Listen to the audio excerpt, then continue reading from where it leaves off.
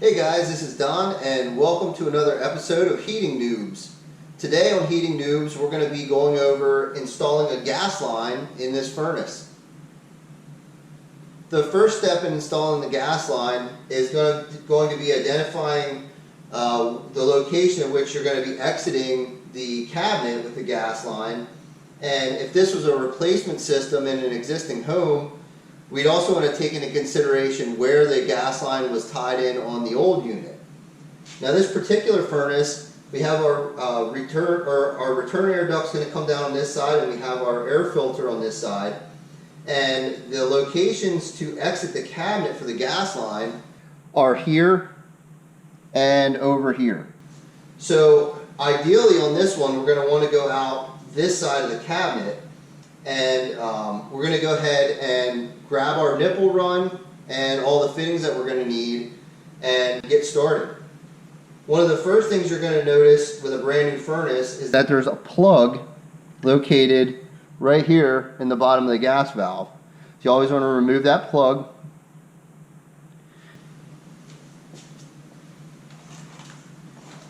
We'll grab our nipple run and a union. And on this particular brand of furnace, you got quite a lot of ground to cover from the bottom of this gas valve all the way over to this side. Now with your union, it's two-piece, which makes it a lot easier to do a lot of these gas installations.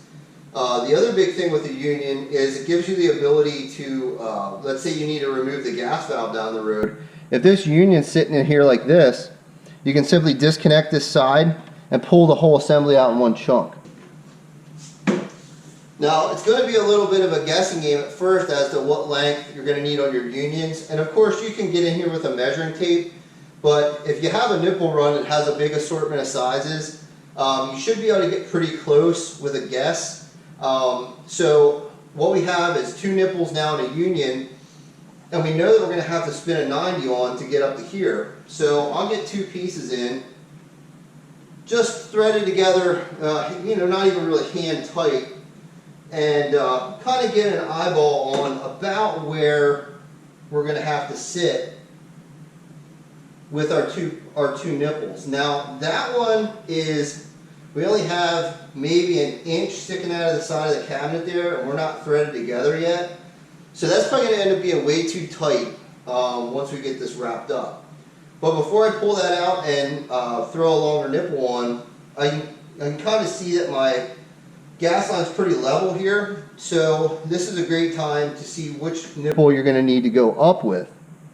And as it turns out, it looks like the one we currently have sticking out of the side is going to be the perfect one to go up. So we'll just slide that back out. We'll set this one to the side because that's going to be our piece going up. And we'll see if we can't find the next length bigger than that one to go out the side. And we'll go ahead and start getting some pipe dope on these fittings. I always like to work in one direction with a gas line. It just makes it easier. So we're going to go ahead and start at the valve.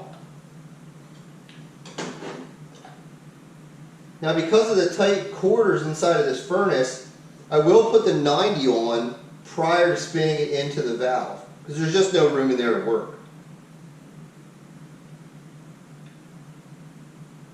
And you don't have to go crazy with your pipe dope. Just make sure you have a good coating all the way around the threads.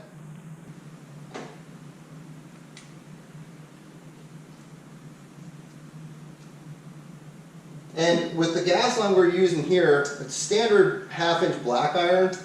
A lot of guys would definitely use a pipe wrench on this, but in a lot of cases, especially with this smaller stuff, you can easily get away with a good pair of channel locks. Just make sure you get them good and tight. And anytime you're working with black iron pipe, unless you're custom cutting your nipples to the exact length you need them, they're only ever going to be really close to what you need, and they're not going to be exact. So, I mean, obviously you want to try to get your piping as level and plumb as possible. but it's not always 100% accurate with this stuff. And it's not going to hurt anything from a functionality standpoint if you have a little bit of an angle on pipe. Another thing you always want to do is make sure when you're tightening your black iron into your gas valve that you're using a large adjustable wrench to back that up.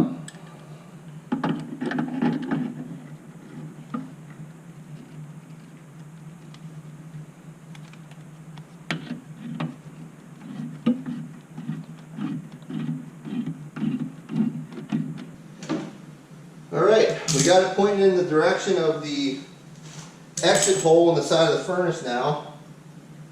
Another thing to consider when you're putting two pieces inside here with a union is right here is your inducer motor. You can easily set that in a place where it could possibly rub. So in this case I'm actually going to use this longer nipple to get us out past the inducer wheel there.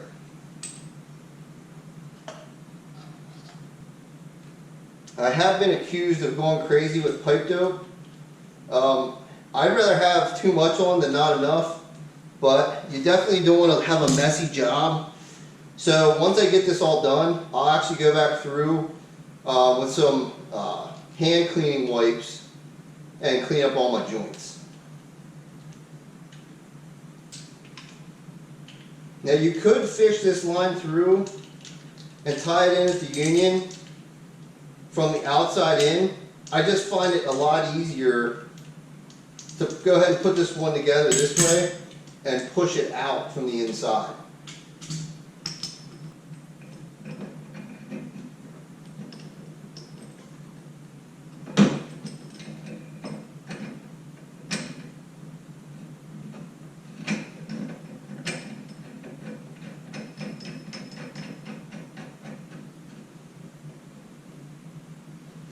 And just like that, we're already outside the cabinet. But before I even start on the outside, I'll just go around with a paper towel, get the worst of the pipe dope off. This is especially important if you're going to be the guy coming back and servicing it, because there's nothing worse than getting in a furnace to try to do a little service work on it and coming out covered in pipe dope. Okay, now that we've made it to the outside, I'm going to come around this side.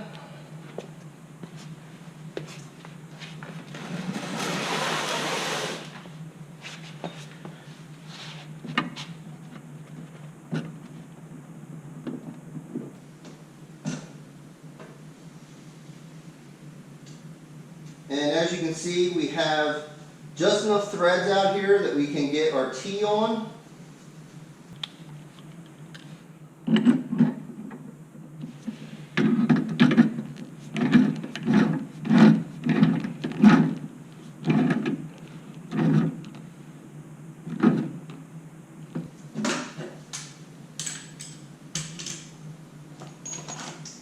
Then we're going to pick a fairly long piece of black iron for our drip leg.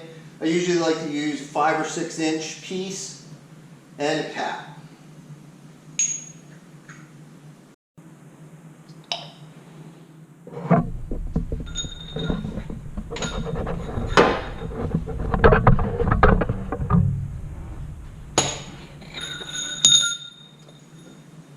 The reason why the drip leg is so important is with any gas system, you always have the possibility of getting dirt, oil, debris, moisture inside your gas line.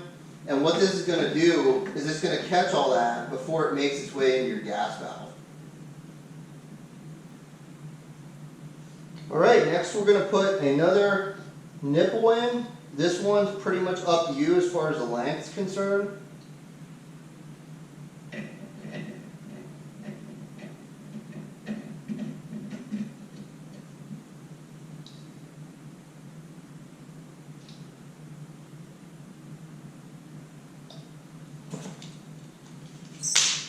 And then we're going to spin on our shutoff valve.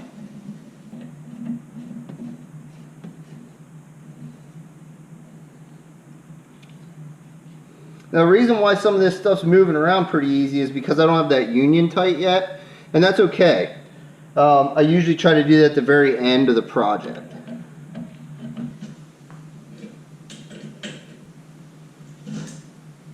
Another thing to consider is which direction you want the valve handle pointing. I usually either have them facing front or facing to the side, depending on how the room or the space that they're sitting in is oriented. Okay, and our last piece is going to be our CSST connector. Okay. Now that that's all buttoned up, you usually take one of these hand cleaning wipes and really get in here and get all the excess pipe dope off.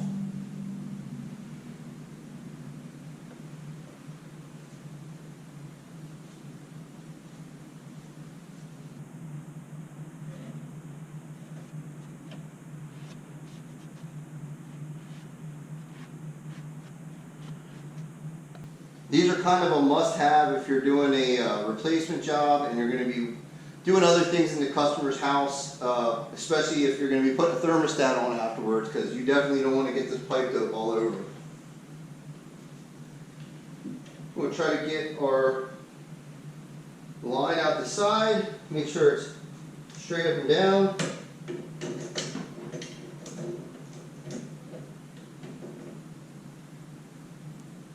And tighten down our union.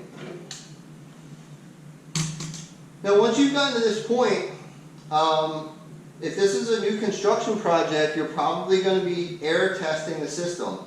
What you always want to remember is you do not want to air test with, you really don't want to air test with this valve open. Let's put it that way. The gas valve is only really designed to have a half a PSI of pressure hitting it.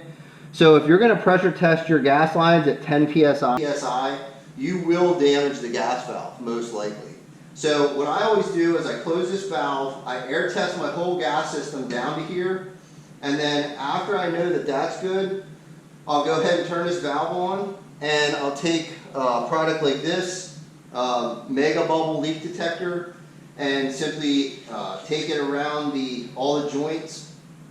And if you have any leaks, you're going to get bubbles. Plus it also kind of doubles as a second cleanup for your fittings.